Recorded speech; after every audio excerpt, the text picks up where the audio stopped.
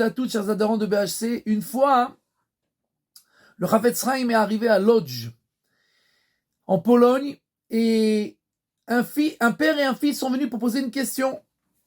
Le fils dit il est à la yeshiva, et il veut sortir pour travailler, pour aider son père. Il voit que son père se tue au travail. C'était une époque, il y a plus de 100 ans, où la situation économique était catastrophique, à peine il y avait de quoi manger, et il veut sortir pour aider son père. Le père lui dit, bon, il n'y a pas de problème, qui c'est qui t'empêche? Va travailler. Non, son père.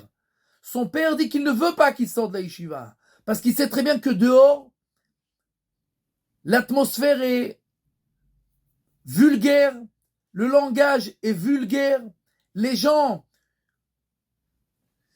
font des choses qui n'ont rien à voir avec la spiritualité, etc. Il ne veut pas que son fils soit confronté à ça. C'est trop dangereux. Le fils dit, oui, mais papa, toi, tu vois, toi aussi, tu es dans ce milieu-là, et tu tiens le coup. Alors moi aussi, je serai comme toi, je pourrais tenir le coup. Le Chafetz Chaim, très ému, sourit et dit au fils, écoute, la Torah nous dit qu'on n'a pas le droit de manger la batayana. Batayana, c'est la fille de l'autruche. Pourquoi la fille de l'autruche? On n'a pas le droit de manger l'autruche. Il dit oui. Les commentateurs expliquent que l'autruche elle-même, il n'y a pas besoin de l'interdire parce qu'elle est immangeable. Pourquoi? Puisque l'autruche, elle mange du matin au soir des bouts de verre, des morceaux d'acier, etc. Son estomac, il est en béton armé. Mais la petite, la fille, c'est un poussin. Elle est mangeable puisqu'elle s'est pas encore habituée à ça. Alors la Torah, elle vient te dire, la fille de l'autruche, elle a interdit, puisque l'autruche, de toute façon, elle est immangeable. Il dit, le Chafetz Chaim, sache, ton père, lui, il a peut-être un estomac en acier, il a peut-être une trachée artère qui est en béton armé, peut-être, mais ça ne veut pas dire que toi, tu as la force de tenir le coup dans un environnement pareil. Le Chafetz Chaim nous enseigne et il nous dit, il faut faire souvent très attention.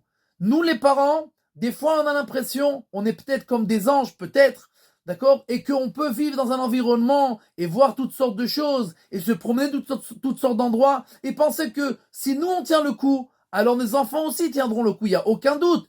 On a pris nos courages à deux mains et on affronte la réalité. Alors, tout le monde peut faire la même chose. Le Chafetz Chaim nous dit, peut-être que nous déjà on rêve, mais disons que non. Alors, il faut savoir que souvent, nos enfants n'ont pas nos forces. Et surtout dans notre génération, il y a toutes sortes de choses qu'on voit, qu'on entend, etc., qui peuvent déstabiliser et il faut être sûr et certain que l'enfant a 100% les forces pour affronter, pour prendre le risque de le sortir dehors. Et alors, nous, sans faire attention, on le rentre dans un danger inimaginable.